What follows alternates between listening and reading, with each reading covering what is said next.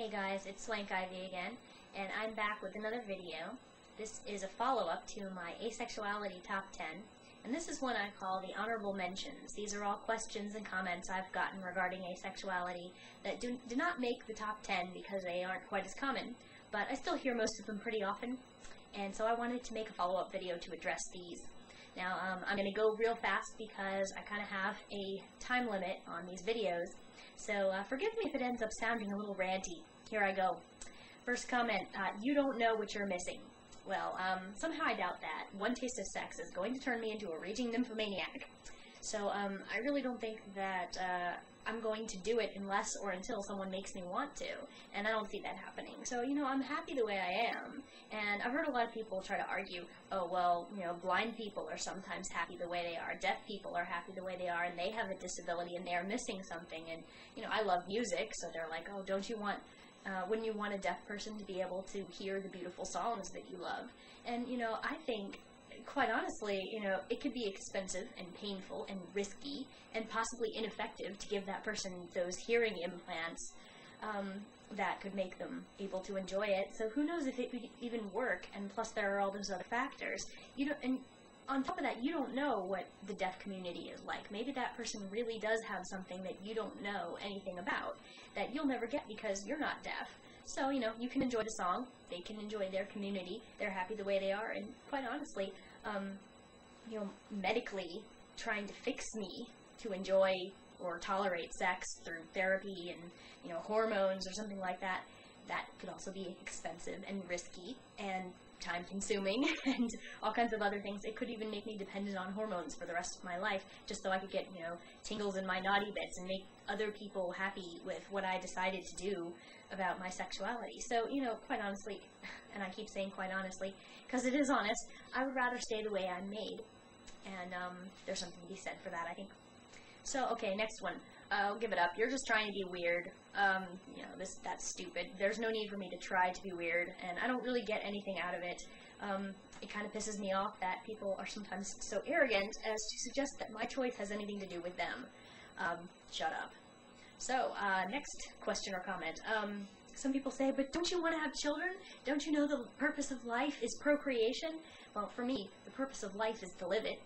And, strangely enough, these people seem to be able to accept older couples who are past childbearing age, falling in love and getting married, gay couples even, and these don't yield natural children between the two of them, and somehow they don't think this is weird, Okay, I guess the only purpose that I could possibly have is to make more of me. Well, I guess in that sense, asexuals might be considered biologically defective, I've heard that argument before, but I don't think that that's the only way to leave a legacy. As a human being, there are many other ways to leave a legacy besides having children. So, I can do it more than one way, and I'm going to choose those other ways. It doesn't really bother me to have somebody say, well, your genes are defective because biologically the only way to be successful is if you live to an age and a situation where you can make more of you. But, I'm going to find another route to being important. Okay, so another one. Well, were you programmed by your teachers or your parents or something to think that sex is evil or unholy or something? And no, I don't have any history of that.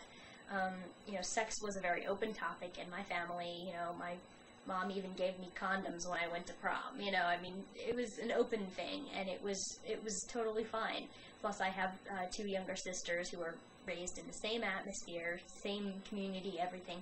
And, they both turned out to have normal sexual development, and they're heterosexual, so that kind of shows that it wasn't the environment as much as it can. Okay, here's the next one. Well, are you religious? No, and, I'm not celibate or trying to remain pure or virginal or something like that. I wasn't even raised in a Christian family, and, the religious or spiritual type path that I follow falls under the pagan umbrella, and pagans are like the most open to alternative sexuality and sex itself.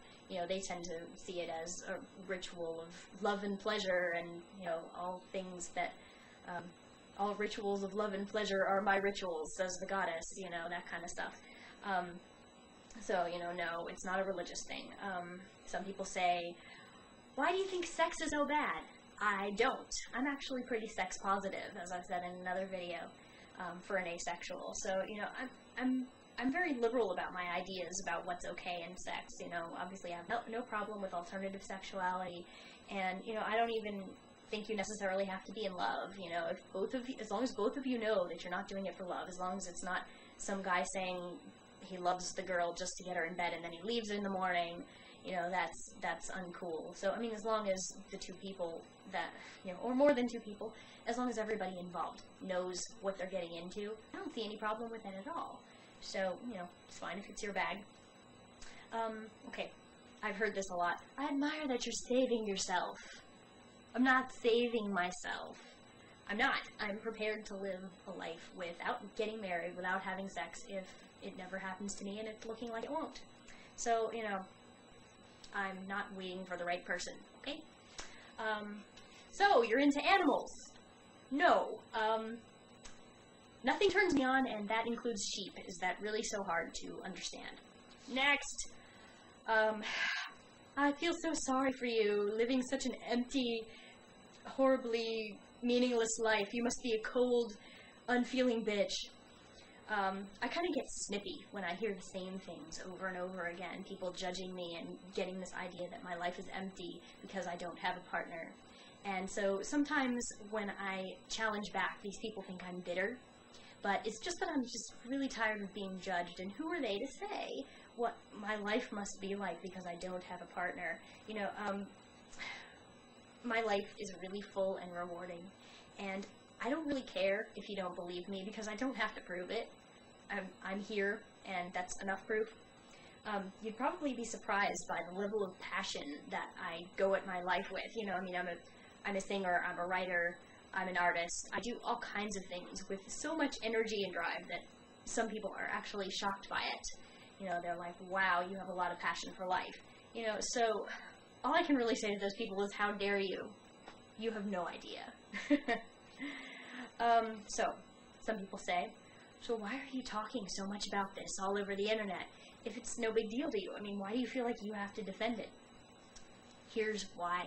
We live in a very, very sexual world. It's dominated by images of sex and expectations of sex everywhere I go.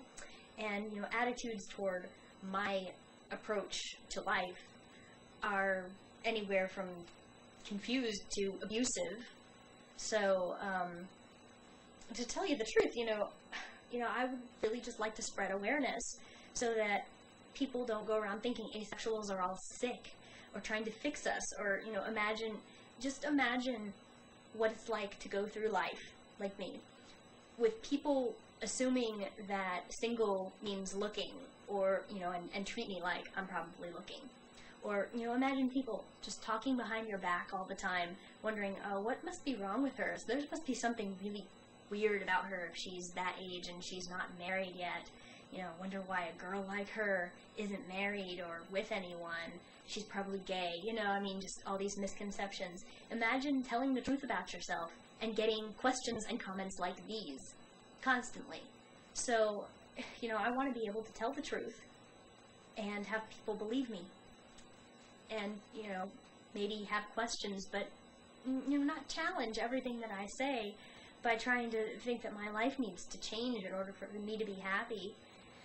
You know, so the more I say in public service announcements and public articles and documents now, maybe the less I and other asexuals will have to say about it in the future.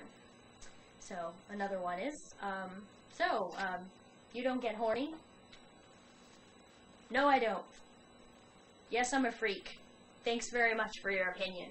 Now I'm going to kick your ass. And that's all I have to say about that.